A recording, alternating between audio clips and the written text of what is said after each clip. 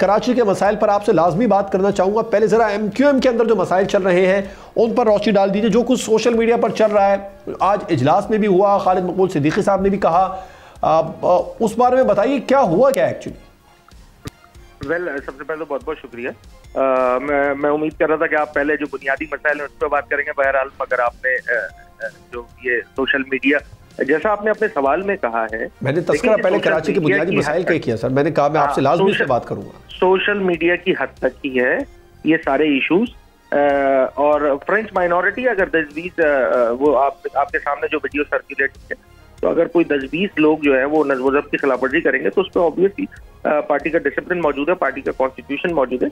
और इन प्रिंसिपली मुत्तहिदा कौमी मूवमेंट पाकिस्तान के तमाम अरकान, सीनियर लीडरशिप मुत्तहद, मुनज़्ज़म और मुतारिक अंदाज से जो है वो शहरी सिंध बिलखुसूस और फिर पूरे सिंध और पूरे पाकिस्तान में जो भी हमारा सियासी अमल दखल है और सियासी असर रसूख है उसको इस्तेमाल करते हुए आवाम की फलाह के लिए काम करते थे, हैं और इंशाल्लाह रहेंगे।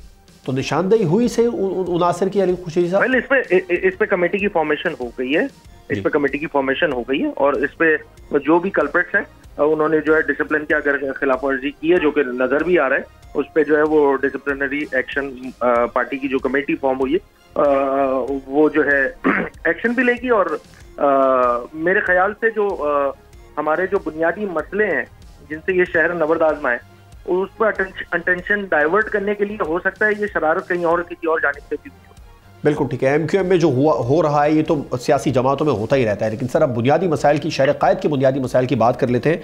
ट्रैफिक की सबसे पहले मैं बात करूंगा। जो आजकल हादसा पेश आ रहे हैं, 99 अफराद रवां साल अब तक ट्रैफिक हादसा में शहीद हो चुके हैं, जाँ बहक हो चुके हैं, और उसके बाद में जो 1300 हैं वो ज़ख्मी भी हैं। चोरी डकैती की और जो राजधानी की वारदातें हैं वो अलग हैं, उनमें भी मौत के घाट चढ़े हैं कराची के शहरी। ये जो ट्रैफिक हादसा को लेकर सिंध हुकूमत का आजकल मौक़िफ़ सामने आ रहा है कि हम अमल दरामद करवा रहे हैं, जो हैवी ट्रैफिक है वो सुबह 6 से लेके रात 11 तक शहर कायद में नहीं आएगी, लेकिन हम देखते हैं कि सारा दिन ये ट्रॉलर और वाटर टैंकर दनाते फिर रहे होते हैं, शहरियों की जान ले रहे होते हैं। तो अब जो अमल दरामद शुरू हुआ, आज से ये कुछ इत्तलात आ रही है कि सुबह 6 बजे से लेकर रात 11 तक अमल दरामद पर सख्ती की जा रही है। दिसंबर में फैसला हुआ था। इतनी ज़्यादा ताख़ीर और अपोजिशन की जानिब से इस पर प्रायोरिटी बेस पर बात क्यों नहीं की जा रही सर? वेल, मैं आपने जो अपने जो सवाल का आखिरी पोर्शन है मैं उसी से स्टार्ट करूंगा। नहीं जनाब, बिल्कुल तरजीह में शामिल है। 3 हफ्ते पहले मैंने असेंबली के फ्लोर पे इस इशू को उठाया है, तवातुर के साथ 2 प्रेस कॉन्फ्रेंसेस किए हैं। और मसला क्या है? मसला ये जो मसले आपने बताए हैं, यकीन जानिए इनमें से कोई एक मसला भी सियासी मसला नहीं। ये सब इंतजामी नाअहलियां हैं मुख्तलिफ इदारों की, मुख्तलिफ महकमों की, और उसका भुगतान जो है वो एक आम शहरी भुगत रहा है।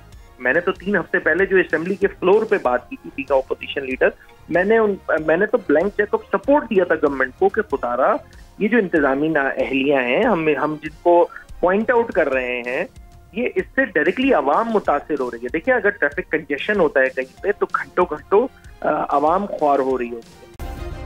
सब्सक्राइब करें और बेल दबाएं ताकि कोई खबर रह न जाए।